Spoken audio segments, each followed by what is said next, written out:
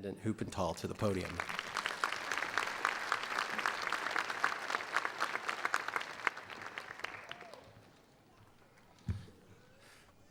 Thank you for the invitation to be here. It is truly an honor to be able to address you tonight. And as I reflected on the circumstances and the importance of what was taking place, I also reflected on the institution, Rio Salado College. And what we've learned over the last 30 years of elected public service is that leadership really matters. And what we've been able to enjoy with the Maricopa County Community College system, with the Rio Salado system, is great leadership. And we feel that great leadership starts with the governing board, a governing board that's cohesive, that stays together as a team, that selects a great president and sticks with him through thick and thin, and stays together as a team. What I would like to do is I would like to have the governing board stand once again for acknowledgement and to read off their names. Dana Saar, who's the president, Randolph Loom, Doyle Burke, Alfredo Gutierrez, Deborah Pearson, Rufus Glassbar. Can you stand too? What you have here is incredible leadership. Please give them an enormous round of applause.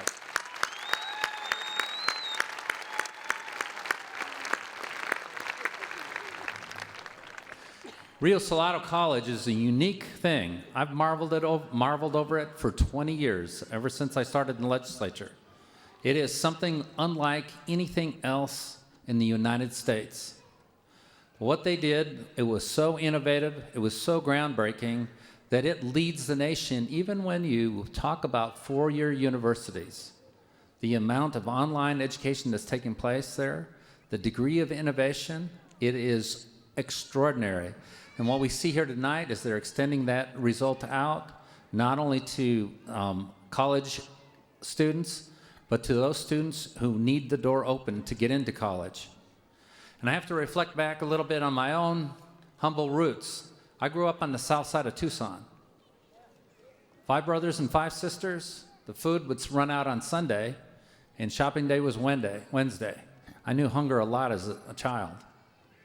When I was in 4th grade, my father and I went down to the junkyard. We bought a car for $40. And we drug that car home, and I spent 3 days grinding the valves in that engine by hand. We fixed the engine, we put it back in the car, and my family drove that car for 6 years. I know what it's like to come from difficult circumstances. Nobody I'd ever known had gone to college. Nobody among our acquaintances of friends, nobody in my family. I was the first to go. And that's the challenge that I'm passing on to you. Many of you, it's obvious, have come from equally challenging circumstances. That the deck was stacked against you the same way that it was stacked against me. But you know, as I reflect on the circle of people that I knew on the south side of Tucson, many of them made the journey. They had grit, they had determination, they had drive. They were going to make it happen. But it wasn't just enough that they succeeded as individuals and they had that grit and determination. But we also had some people there that were looking out for us. People like that you see amongst the staff at the Maricopa County Community College system, people that you see in Rio Salado, people that care. And it's obvious that this institution has created an extraordinary teaching force that cares about their students, that reaches out, that makes a difference to students, and they made it happen for you. I would challenge you not only to make it happen for yourself, but to help make it happen for somebody else in the community.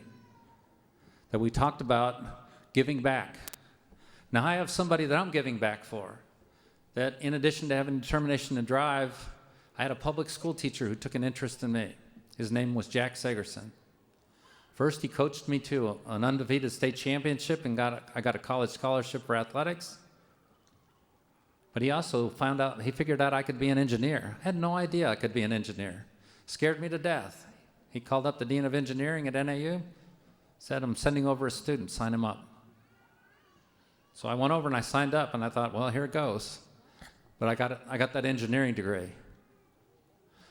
Here's what I would like to do for you. here's my offer to you. That if you ever get in a circumstance where you think I could be helpful to you as superintendent of public instruction, that you're caught in some kind of bureaucratic situation, give my office a call, and we will see what we can do to help you out.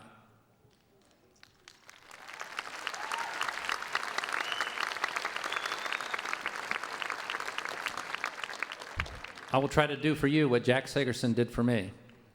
Now, many of you are probably thinking, well, sure.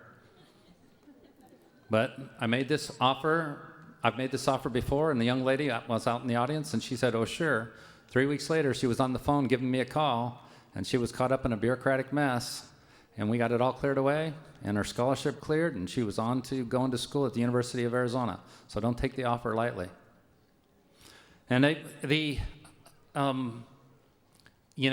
live in this beautiful country.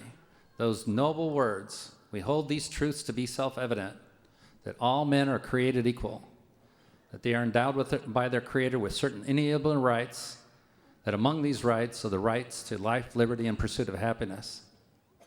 And as I look out across you, you're making this happen in two ways.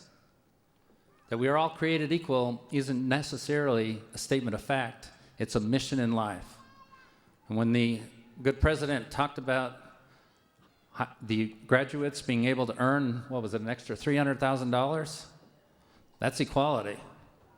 That's making it happen for you, making it happen for your families, making it happen for your children to be. So you're making it happen that way.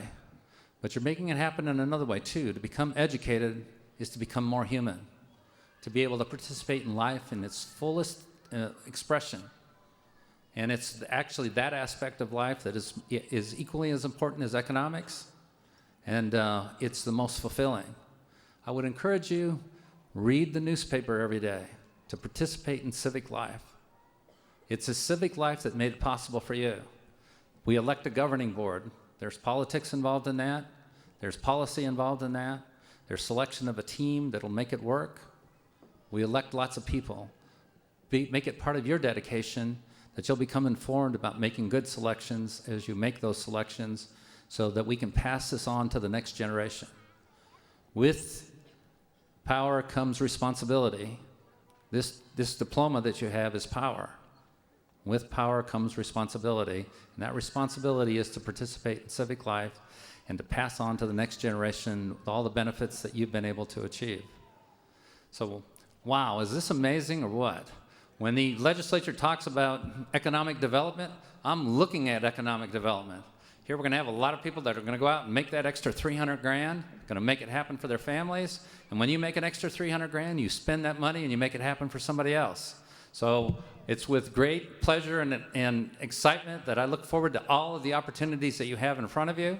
Let's go on and let's get those college degrees. Let's get those associate's degrees. Let's get those technical degrees. Let's make it happen for society. Let's make it happen for your families. Go number 25.